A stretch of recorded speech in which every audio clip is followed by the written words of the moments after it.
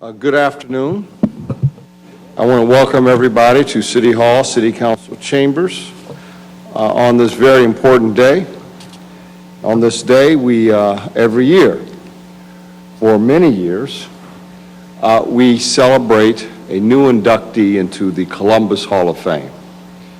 And you have to be a very special person to get into the Columbus Hall of Fame. Only 52 other individuals have, of all the people that have come from our city, have come into the Columbus Hall of Fame.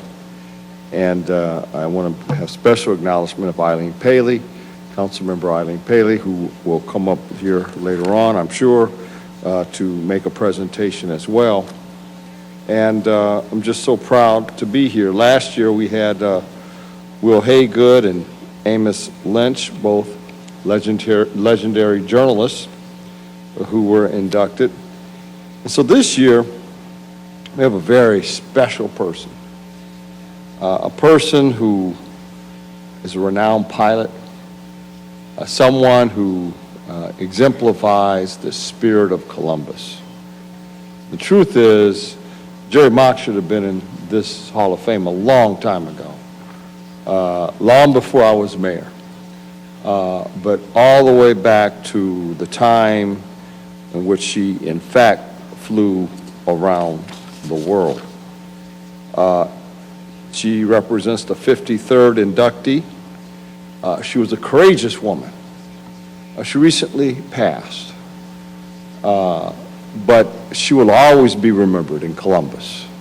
She will always be remembered as someone who did the incredible, did the unbelievable. And as a woman, she stepped up in an unprecedented way. And I tell you, she exemplifies our city in so many ways. And we have some very special people here too. Bill Kelly, right? Bill Kelly?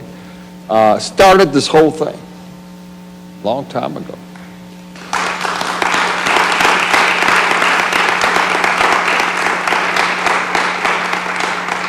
And Bill, weren't you at, when she came back in, you were there, right? You were there. I wish I had been there. You were there too. How many people were here when she came back to Columbus?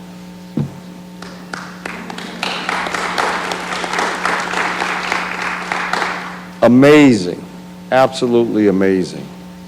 And I wish I had been there to see her plane land in our city after transporting around the world.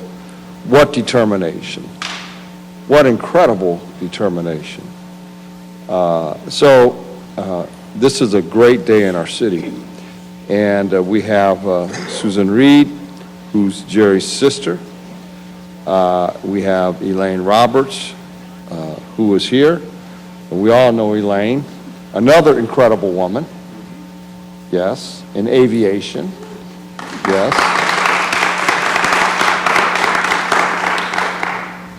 Doug Kreidler of the Columbus Foundation, who has taken the notion of the spirit of Columbus and made it part of who we are. Began with Jerrie Mock, who said a long time ago, long live the spirit of Columbus. And what does that spirit mean? It means compassion, courage, determination, giving, doing the unbelievable, always having a goal, a dream, and always trying to reach that goal and dream. In her case, she reached it. And she reached that goal, she reached that dream for men and women all over this nation.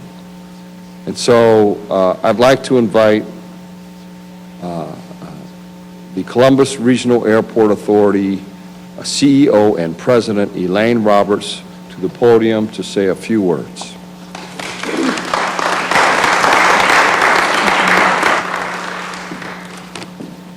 Good afternoon. It's such an honor to be standing here today as part of this celebration as we induct Jerrie Mock into the Columbus Hall of Fame.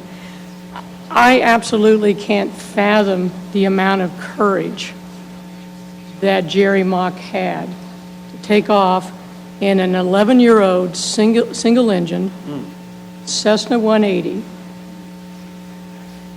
weighed less than 3,600 pounds. She only had 750 hours of flying experience. Now that may sound like a lot. It is not a lot of hours. She had been flying for about 7 years, I believe. She didn't have any experience flying over water, and yet she's getting ready to go over 2 oceans. And she flew around the world by herself. Unbelievable, really unbelievable. And that was in 1964. She flew over 23,000 miles in 29 days, 11 hours and 59 minutes with multiple stops. Not only was she the first woman to go around the world by herself and successfully, she set a record for speed for anybody, male or female, to go around the world in an airplane that small, weighing under 3,585 pounds, I believe was the class. Also the first person to fly over both oceans. So a remarkable story, 1964. And I stand here embarrassed to tell you that when I moved to Columbus 14 years ago, I had never heard of Jerrie Mock. And yet I'd been in aviation for a long time. And there's a group of women, executive women in airports, that have been meeting now for 7 or 8 years. And none of them, I asked them, had ever heard of Jerrie Mock, which to me is a tragedy. It really is. And I'm not unique. Like I said, this is, her story is not well known until this past spring. And the 50th anniversary celebration of her historic flight brought a lot of recognition, I think, to her accomplishment. Still more to come, and today's induction to this Hall of Fame will help with her accomplishment and her recognition. Really want to, thanks to the efforts of Doug Kreidler and the foundation, her sister, Susan, Shirley, you know, there's so many people, can't thank them all, but there's now going to be a bronze sculpture in Port Columbus. It's there now, but it's going to be part of a legacy of leadership display right in the middle of the ticket lobby. We're doing some major renovation with the terminal modernization program, but by next year, the Jerrie Mock sculpture will be right down in front of the center of our ticket lobby, where over 6 million passengers a year will see that. So we're going to do our part to make sure that she gets some of the attention and recognition she really deserves. Mentioning Port Columbus just briefly, Port Columbus as an airport has contributed significantly to aviation history in our country. You may not know this, but the site of Port Columbus was selected in 1929 by no other than Charles Lindbergh. He selected the site to be the eastern air terminus for what was going to be the first transcontinental route from New York City to Los Angeles. And because at that time people didn't fly at night, there were no lights for navigation purposes, they took a train from New York to Columbus. They got off the train, walked across the street, and got on an airplane at Port Columbus, the site of our original terminal and hangar, which is still there on property. And then they went on by air to Oklahoma, and then they had to get off and get back on a train to go to California. So we are part of a lot of history, and Amelia Earhart was on that flight with Charles Lindbergh. And this was somebody I understand that Jerrie Mock very much admired and looked up to. Well, 35 years later, Jerrie Mock began and ended her historic flight right at Port Columbus at Lane Aviation. As I read more about Jerrie, I also was fascinated to learn something that maybe many of you know, but I didn't. She was the first woman licensed in the state of Ohio in 1961 to manage an airport. I didn't even know the state licensed people to run airports. Maybe I'm not legitimate. Maybe I'm in trouble. I'm not licensed. You didn't hear about that? But she began her airport management career to accommodate a friend back in 1958. She agreed to manage the Lincoln County Airport in Illinois. She had a couple of children, and she's flying back and forth from Columbus to Lincoln, Illinois on weekends. And she's managing this airport over there. How many of you knew that? A few. She then, in 1960, was involved with managing the Delaware County Airport, and then finally, with a friend, started up her own flying business, Jost and Mach Flying Service, at what was the former Price Field here in Columbus. And she became the manager in '61, and that's when she became licensed by the state.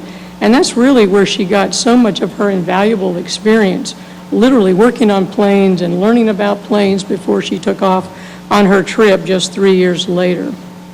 As a woman who's been in airport management for over 30 years, I really think about all the new territory that Jerrie Mach blazed for women like me and many others. She was truly a pioneer. I also found it very interesting, if you read her book or look at the whole history of her flight, and I didn't intend to, I only was given 2 or 3 minutes to talk, to tell you about every stop she made. I know many of you have read her book. Her last, when she left Hawaii and came to the United States, apparently she needed to log a few more miles. She couldn't just fly straight into Columbus.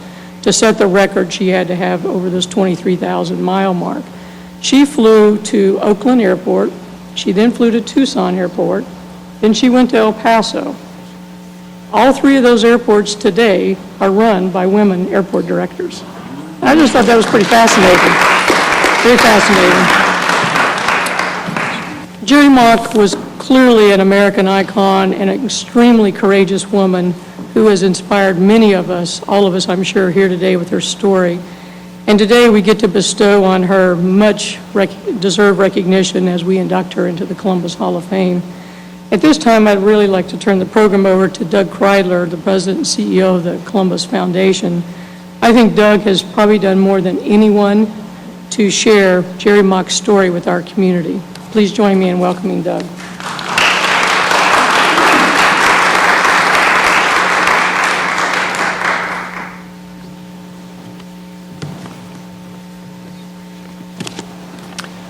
Such a mixture of emotions today. On the one hand, sorrow, as Jerrie recently passed and couldn't know while she was living that this would be going on. But on the other hand, much happiness that her achievement is being further memorialized in this significant way. Thank you, Mayor Coleman. I visited Jerrie the week before she died. I read to her 20 or so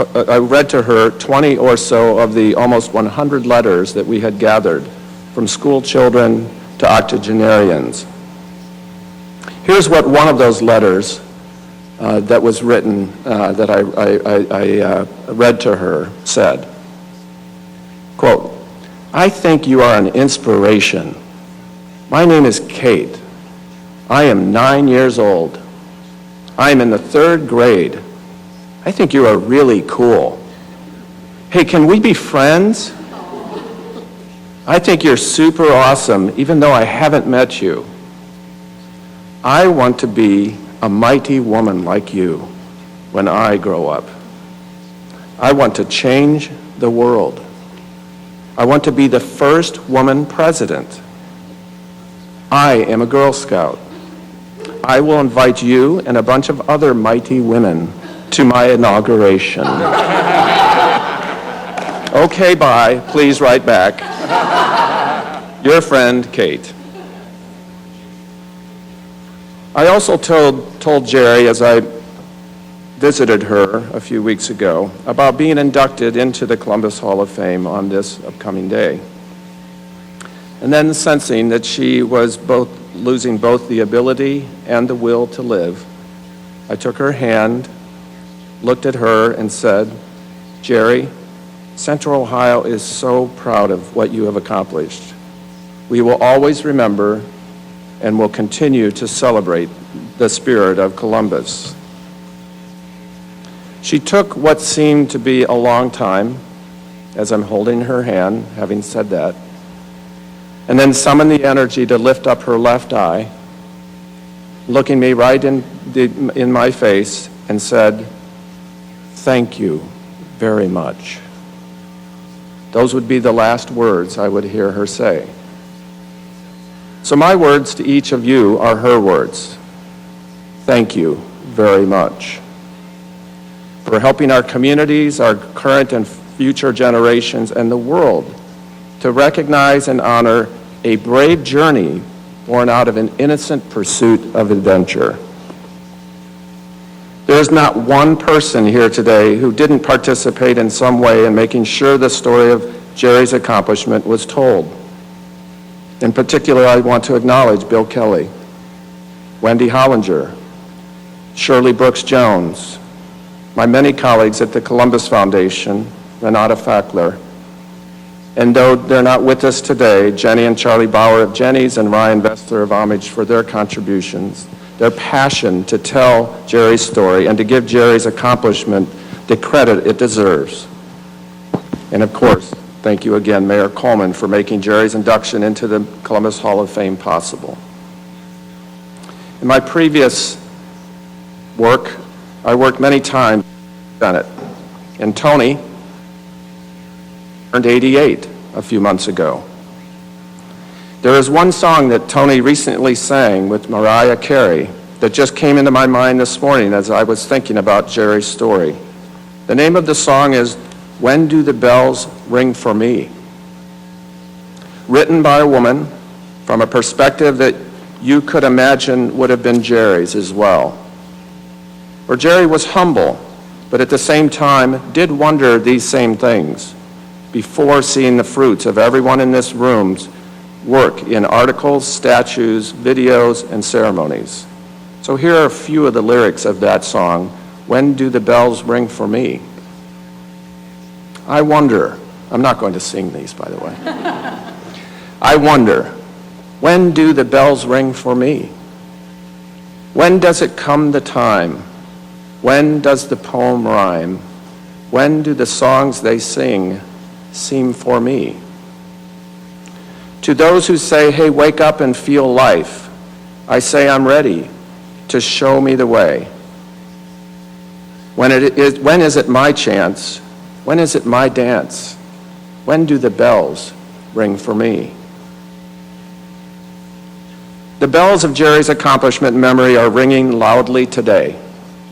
And she was so grateful that we helped ring those bells for her. You may have seen the New York Times headline 8 days ago in the Sunday print edition, Seen Around the World, which said, Jerrie Mock, 88, first woman to circle globe solo, dies. That was a headline that will have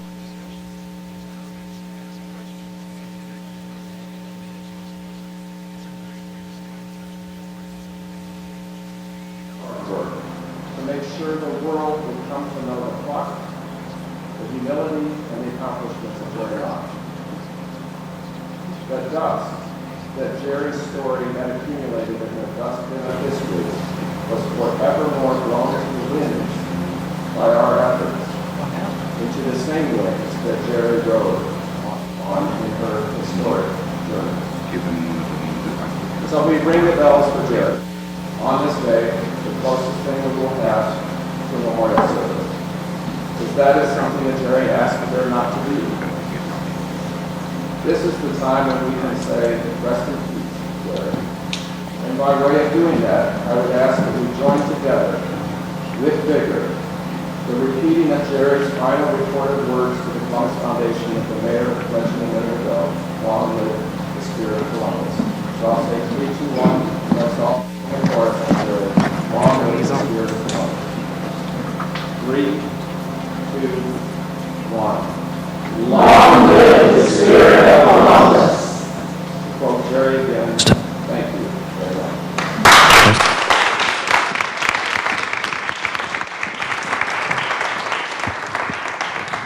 And now that the sound system is working again, I bring back Mayor Coleman.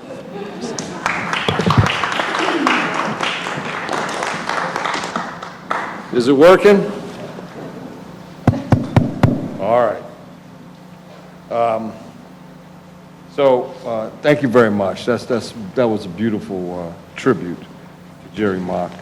And I'd like to bring up Eileen Paley. You want to say a few words, please?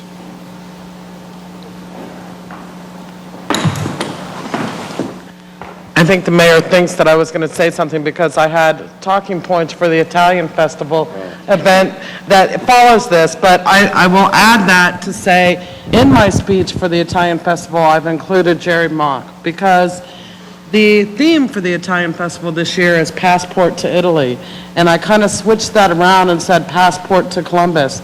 And what better example of a passport to Columbus is Jerrie Mock. So half of my talking points for that event is about Jerrie Mock. As a member of Columbus City Council, I am very proud to be here today and very proud to honor her and her accomplishments. And as a woman, it makes me even prouder. Somebody asked me if I had read her book, and yes, I have it. I have one of the autographed copies. I was there at the unveiling of the statue. I use my pen in the spirit of Columbus in almost every speech that I give around Columbus, including our big business conference that we had a week ago, because it does. Columbus is about the people. It's about us. And Jerrie Mock epitomizes that spirit and makes Columbus what it is. So thank you for allowing me to be here today, and thank you for all of the people that have supported the idea of the spirit of Columbus and will continue to be supported, hopefully forever. Thank you.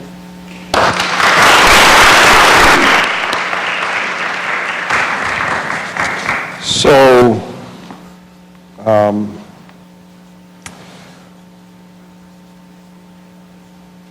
I think what I do now is invite Susan Reed up. If you could come up. Susan Reed is the sister of Jerrie Mock, and I'd love to hear what you have to say. I just want to say thank you to so many people who have done so much to recognize my sister. She was a little woman 5 feet tall like me, who she was going to fly around the world.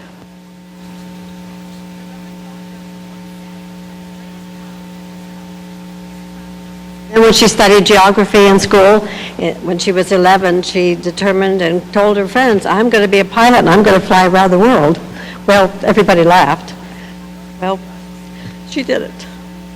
Now, I've given so many talks about my sister all over Ohio and everything, and they've always been such fun. Of course, today is, bear with me, I get pretty emotional. It's not just a talk about her. But so many people have made this recognition possible, and I thank you, Mayor, for having us all here today. I met Bill Kelly about 3 years ago when he called, and he said, I've been waiting for 4 years for someone to do something to recognize your sister. Sculptor, Renata Fackler, would you stand, please? And he said, she's really good at what she does.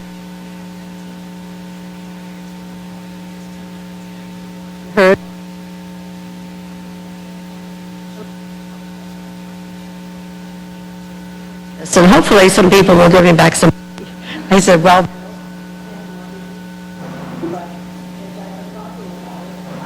can do this. So, thank you, Phil.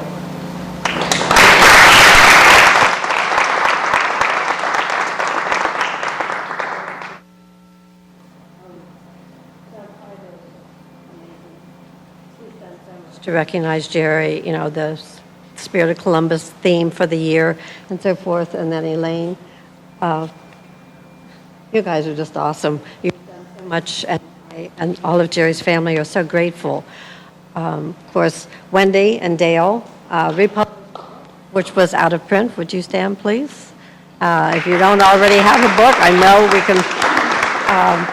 They made it possible for people.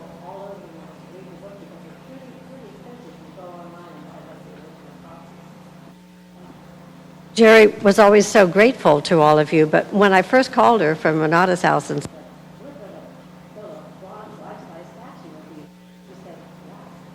I said, because you did something really fantastic. She said, oh, I just wanted to have a little fun, and it turned out to be a lot of fun, but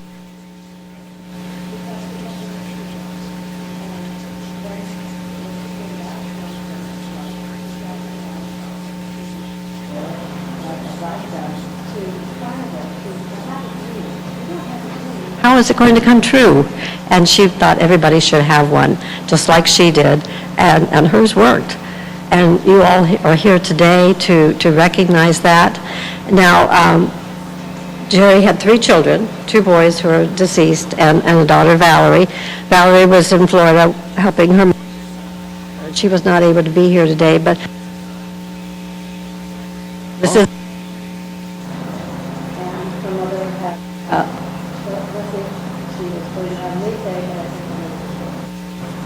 My grandmother, she was always, happy to be acknowledged for her accomplishments and everything she's done.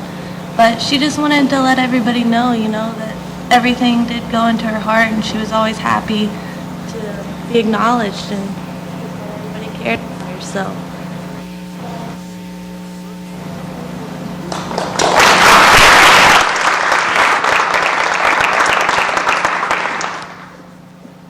A loving family.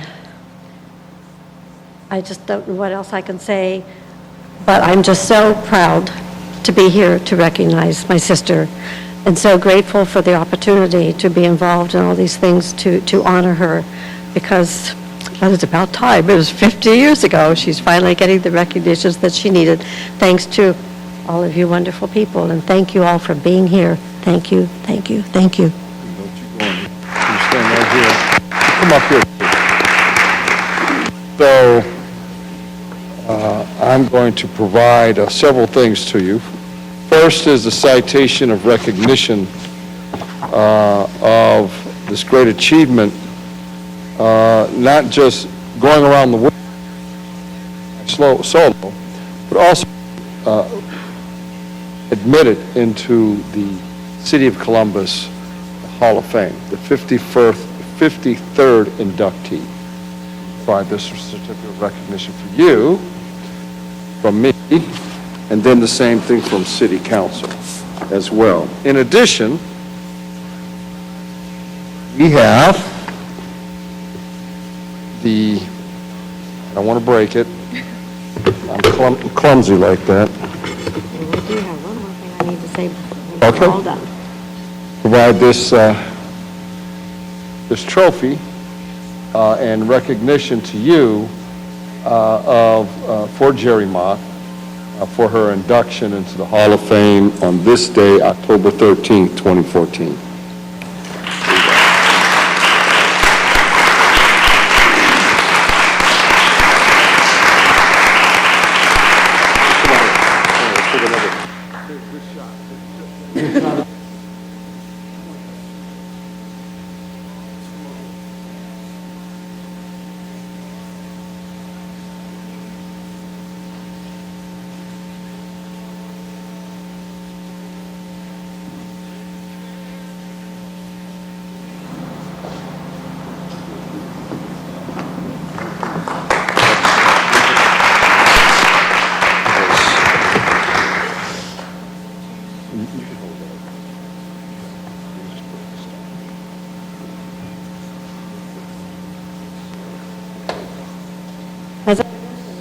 Given a lot of talks about my sister because I wanted everybody to know who she was and what she did and how fantastic this was. And Doug both have talked quite a bit about that. But one thing, I was at Jerry's house shortly after she returned from her flight. And there was a gentleman there who said, "Now, Jerry, explain to me, you were successful where Amelia Earhart failed." Amelia Earhart had a brand new twin-engine Lockheed airplane that had just been given to her. You flew an 11-year-old single-engine Cessna with a paint job to cover the cracks and all. Amelia was a very accomplished pilot. She'd flown many, many miles, had done a lot of things in the air, and you really were pretty much a beginner who hadn't even flown across the ocean before. Amelia even had a navigator. How do you explain your success over her failure? She said, I was smart enough not to take a man along to navigate. So, you don't mind a little laughter, do you? Thank you. Well, there's a lot of men in navigation. We always get lost. We never ask. And we think we know everything, and we don't. And Jerrie Mock is this incredible woman with incredible determination. I can think of no other inductee that deserves this more than Jerrie Mock. She truly represents our city, and we hold her up on a pedestal where she belongs. She'll be there forever. Long live the spirit of Columbus. Thank you.